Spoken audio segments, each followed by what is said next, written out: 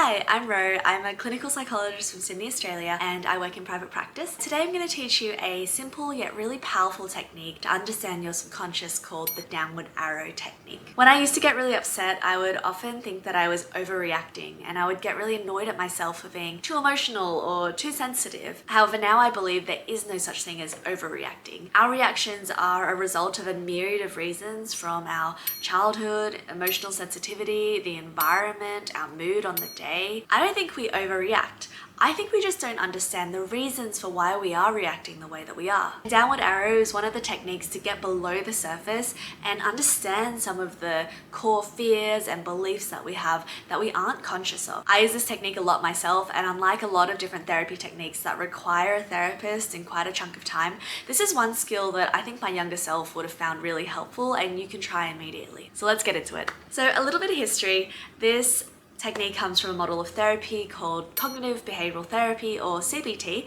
and it was developed by a psychotherapist called Beck in the 60s.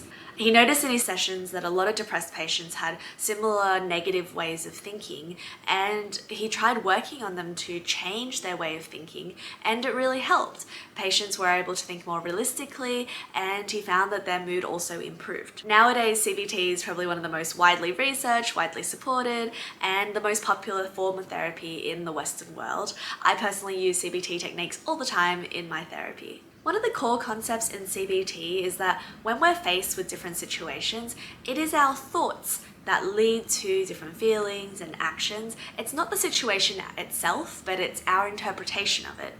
I mean, Mr. Shakespeare said himself, and I quote, "There is nothing either good or bad, but thinking makes it so." For instance, three people could be faced with the exact same situation, like seeing a puppy dog, and there could be three completely different reactions. One person is absolutely delighted, second person is terrified and really anxious, and the third person is disinterested. So it's not about the situation itself, it's our underlying beliefs and assumptions about dogs or the situation that determine how we think and how we feel.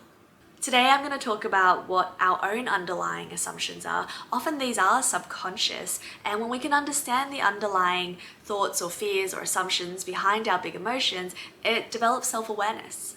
I find it really helpful to think about an iceberg. Above the water we have these clear thoughts that we can express to other people, and underneath the surface is our subconscious. They're things that we often don't think about or we're not consciously aware of unless we do therapy or we spend a lot of active time trying to dig. So downward arrow technique starts with that core surface level thought, and each time we ask ourselves a question, that takes us one level deeper, and we kind of keep digging downwards until we get to what is the core fear. So here are some examples of questions I might ask. One is, if that is true, so what? What does that mean? Or maybe, what's so bad about that thought? Or, so what does that mean about you or your future? Okay, so let's do an example. Let's imagine that you got a test mark back, a psychology test, and it wasn't the mark that you expected. And we immediately feel this huge wave of anxiety, and we feel like we're overwhelmed and like a total failure. And everyone else might say, oh, like, that's not that big a deal, like you're overreacting. And if they were to ask you, like, what's up? You might be able to state, oh, I feel really bad, I got a really low test mark. And so we hop into this downward arrow technique, and at first I really want you to actually draw it on a piece of paper, and as you get better at it you can do it in your brain, but for now write it down, literally draw an arrow down from that thought. Okay, so I actually wrote this down with questioning on my phone. So we start with surface level, I got a bad mark, and then we hop into downward arrow and we say, okay, so what's so bad about getting a bad mark? And it could be, well, this is a sign that I'm not doing well in psychology. And we go, okay, so what's so bad about that? Well, this is a sign that I'm just not a good student. I'm gonna fall behind in my cohort. And we say, okay, well, what would that mean? Well, if I can't keep up, it's gonna be difficult for me to find a job or get into masters. So we go another level down, and okay, if that's true, what does that mean? It means I'm gonna be unhappy and unfulfilled in my career.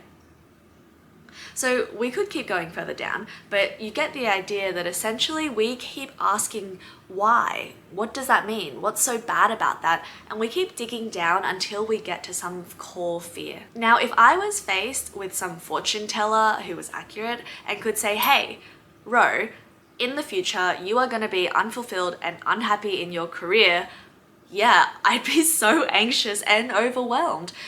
You are not reacting to that initial surface level thought of, oh no, I did bad in this exam. When we have these huge emotions that we don't really understand, you're probably reacting to that core belief, that core fear of, this is a sign that I'm going to be unhappy and unfulfilled in my career. And then our reaction makes sense. We are not overreacting, we just didn't realize what we're really reacting to. And here's the best part. Our thoughts are not facts. Say it again. Our thoughts are not facts.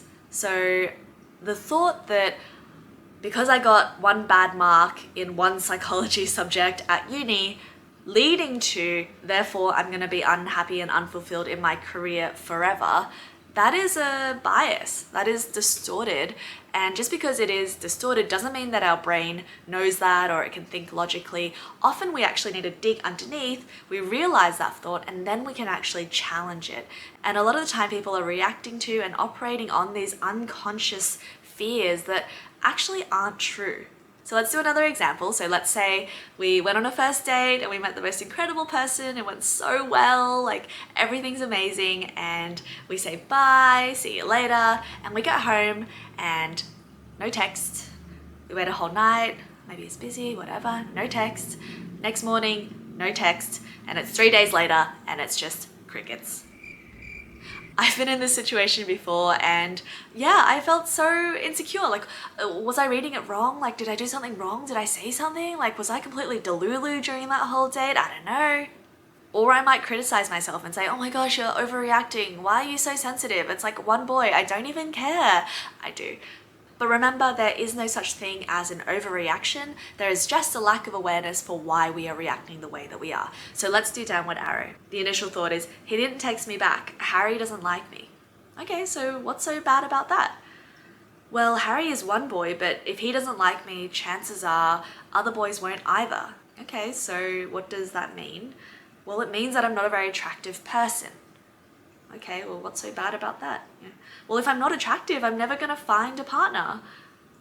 Okay, so like, what's so bad about that? Well, I'm gonna be unhappy and alone forever.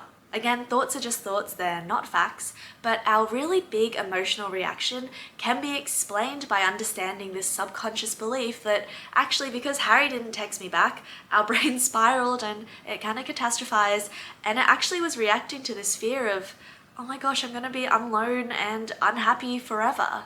And then all of a sudden our reaction kind of makes sense. So downward arrow is a really helpful technique that I use with my clients, I use so much with myself, and it's a way for us to really dig below the surface and understand why we're reacting the way that we are. And in CBT, we use it as one of our initial techniques to better understand and give insight into people's core beliefs.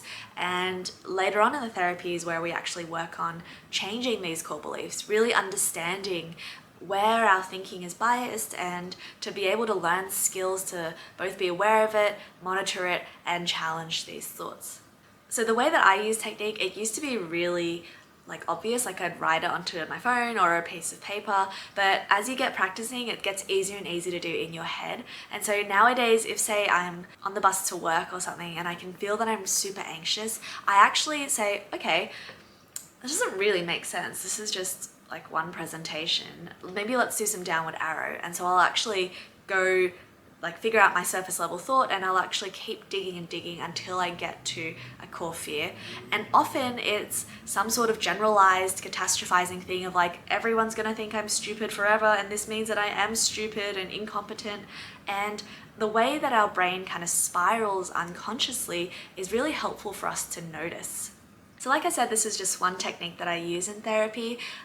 It's useful to help develop insight into what people's kind of core fears are. But then the bulk of our therapy actually goes deeper into understanding where these beliefs came from. Like, what is it about our upbringing or our childhood that led to the development of these fears? And then we actually work on how do we change our behaviors or actions? How do we make sure that we live in a way that is aligned with who we want to be and our values? I hope by understanding your core beliefs a little bit better, it helps you do two things.